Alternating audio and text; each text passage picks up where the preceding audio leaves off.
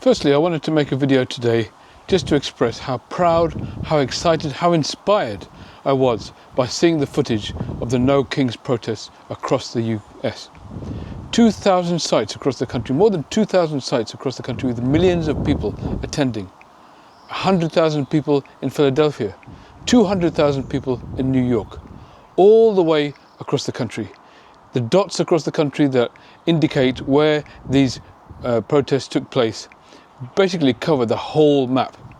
So it's very inspiring to see numbers of people who never go out on protests, people of all ages and all backgrounds coming out together to protest against Trump. I have to tell you, people have been kind of blown away today by the turnout. There are thousands of people, not just crowded here on the steps of the New York Public Library, but all down Fifth Avenue. They're about to start making their way downtown, marching toward Madison Square Park.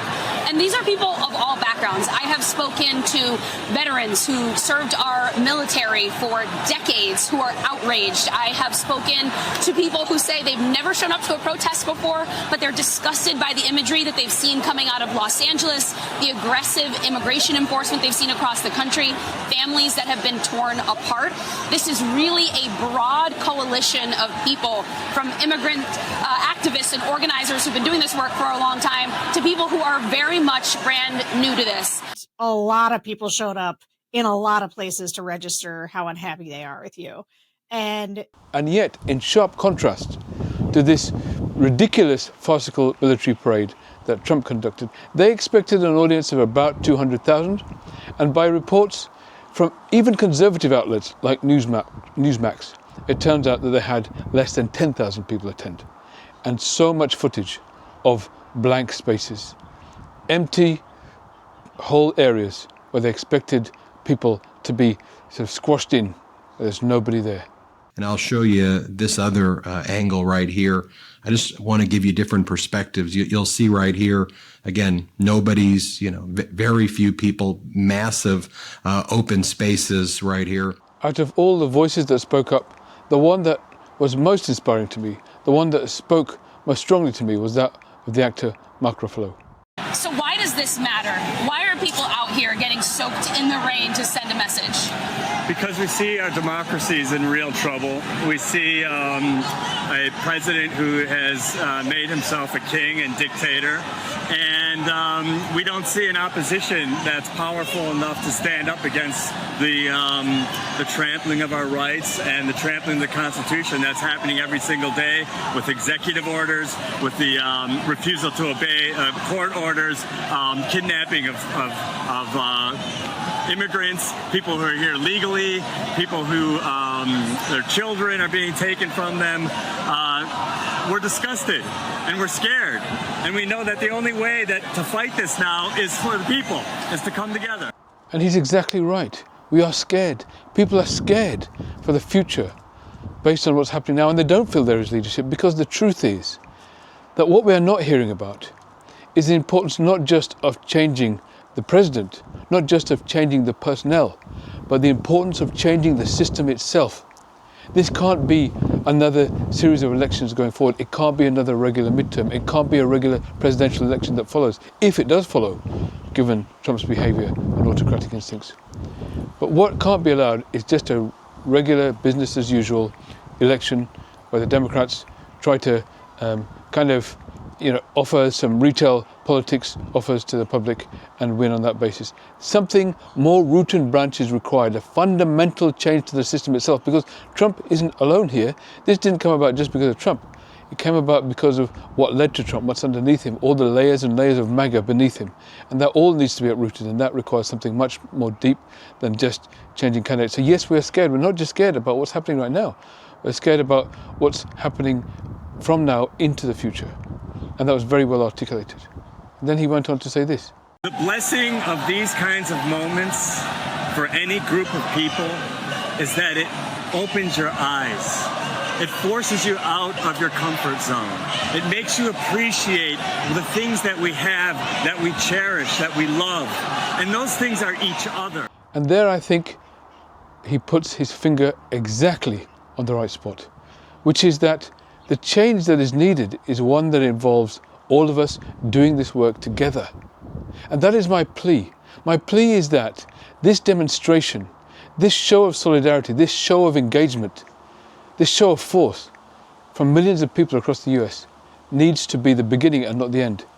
It needs to be the beginning of a new culture, a new chapter, where people come together, not just once every 4 years to cast a vote, but people come together to get involved in the process of government itself, to do things like citizens' assemblies and citizens' juries and other democratic experiments that have existed around the world, where people actually directly get involved in the process of participating in government.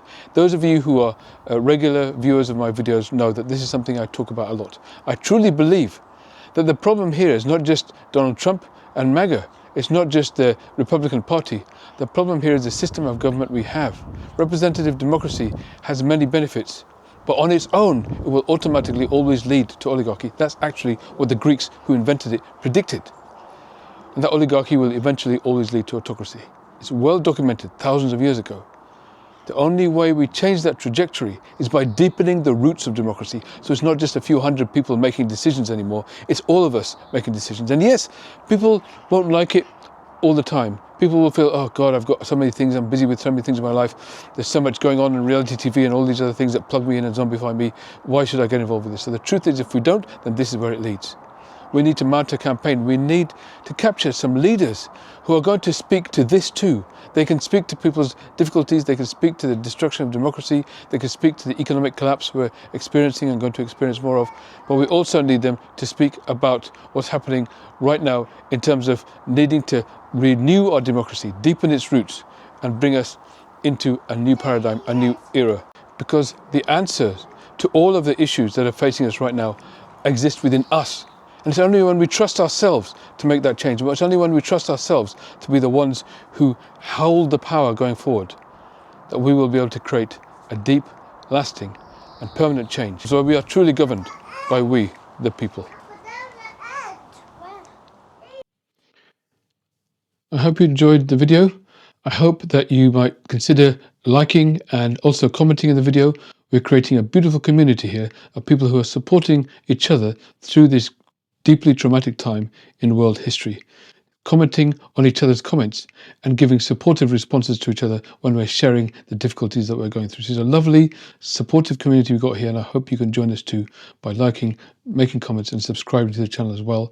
I also have a bookstore, russellsbooks.com. I hope you might consider going there, buying some of the books in which I describe some of the psychologies of the people around us and the world around us, and also helping us gain awareness of our own inner worlds too, in a way that will help us navigate this difficult time in world history. I hope you can also consider joining and becoming a member of the channel, where you'll get these ebooks for free as part of that package as well. Finally, I also hope that you consider signing up to my e-newsletters. Whether you become a member or not, that's absolutely worth doing, because that way we can always stay in touch. I'll always keep you updated every few weeks about my content so that you don't miss anything, because let's face it, all of these platforms are currently owned by a very small number of oligarchs. At any point, they can just decide to shut down this channel like mine.